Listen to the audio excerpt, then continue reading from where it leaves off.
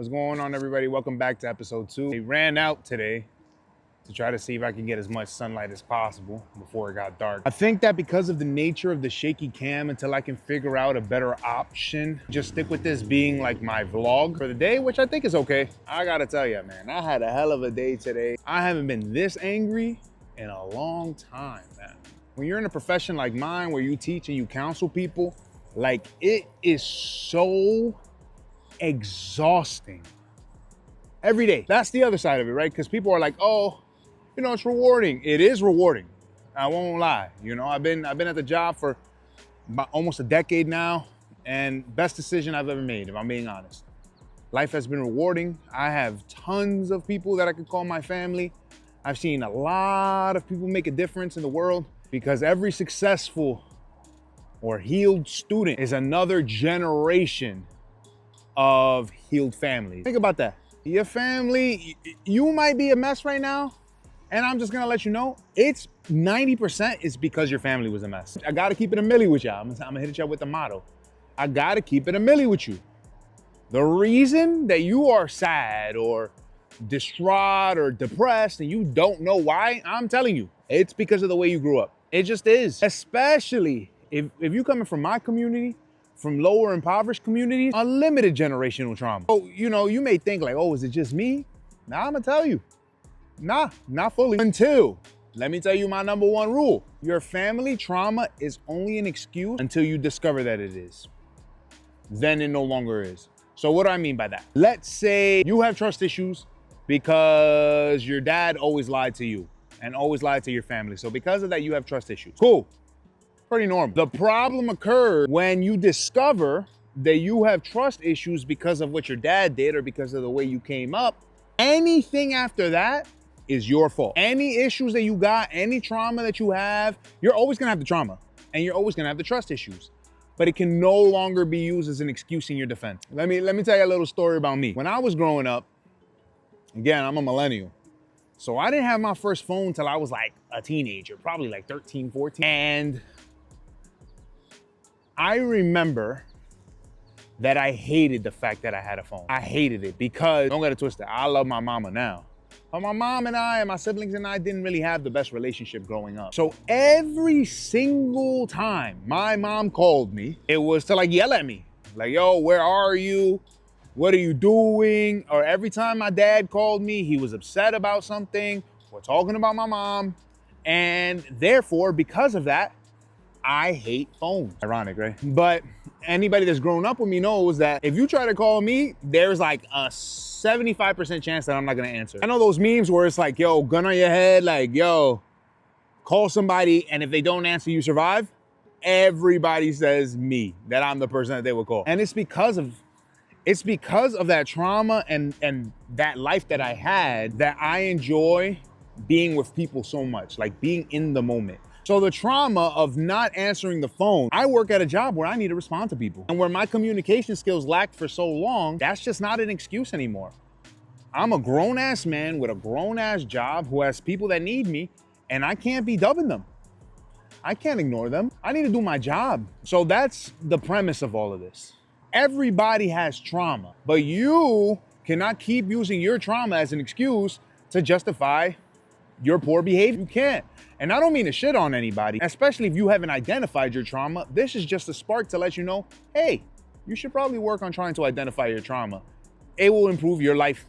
You get on this content creator journey, if you're editing your own things, that shit takes time. It takes so much time. I'm gonna tell y'all right now, if and when I get bread from this content creator stuff, the first thing that I will invest my money in is an editor. It's so much work. AI is making that a lot simpler. Oh, look, I got a haircut. Yo, y'all see my shit? Hey, man, look, man. What can I say? This content creator stuff, I be watching all like, you know, these YouTube academies and things like that. And I've been working with them like close, like monitoring and trying to learn it. I believe them when they're saying, yo, the content creator economy is about to boom and this thing is soon gonna be packed with a bunch of streamers and stuff. I think that that's gonna be the only real job left in the future. Maybe not near future, but long term. I really gotta watch the film of it, but I think in the Joe Rogan podcast, it was like the Joe Rogan podcast, he had Mark Zuckerberg, I believe. And Mark Zuckerberg told him like, yo, In the future, the only thing that's gonna make you money is your likeness, your identity, your personality. And I'm like, yo, I think I'm a cool guy. I think I know what I'm doing and I wanna help the world. So because of that, this content creator shit it's a calling for me.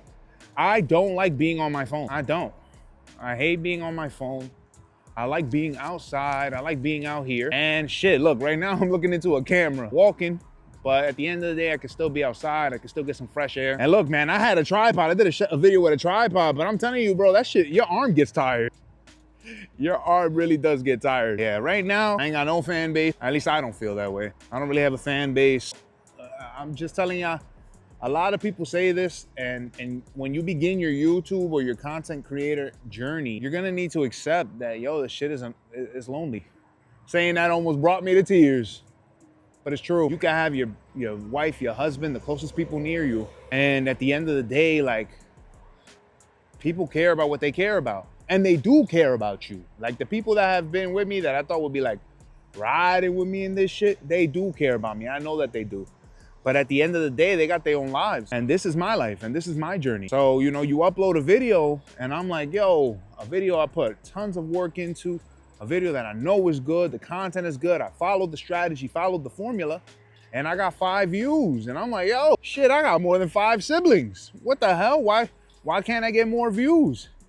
And the honest truth is, on your own, you building this fan base from scratch. This is your journey. And you gotta be okay with it being alone. I'm telling you. And when I make it big and people ask me that, I really hope that my friends and family don't get offended. But I'm only gonna be speaking facts. That's all. I'm only gonna keep it a milli. Yeah, I know this is what I do. Alex Hormozi. He's been the guy that's really helped me understand this content creator journey. He's not talking about content creation, he's talking about success. And he's talking about becoming great and being a millionaire and following that path.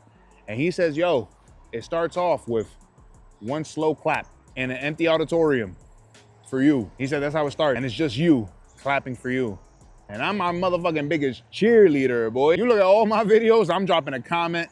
Sometimes I have a bad day and I don't even want to write a comment to myself like, yo, you got it. But you really gotta cheer yourself on. I saw a video of an interview he did, and the dude asked him, he's like, yo, if you could throw all the books and everything that you have, what's one lesson that you would carry with you to reach success? And Alex Hormozi said, create so much content that it is unreasonable for you to succeed. And that's what I'm on. 3 YouTube channels, 2 Instagram, a TikTok. I gotta create a podcast for this. So much fucking content is unreasonable that I'm gonna be successful.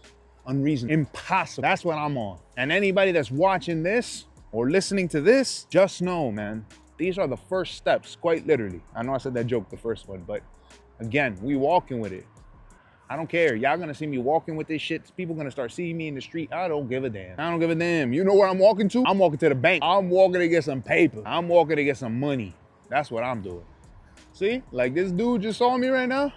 These dudes, they see me grinding. Let's see, pulling up on. Yeah, man, what the fuck you got on? Working, man. Grinding. He don't even care. He like, fuck it. Let this boy get his money. I wanted to make a TikTok today. Well, I already made 2. I was thinking about covering the T app. I think the T app is so wild. Should I make this? I'm gonna make this the T app episode. Let's see, podcast, you getting the full throttle, but I'll cut certain parts of it. Let's see how it does on mindset. All right, ready, welcome into a Milli Mindset. I am Keith, your host.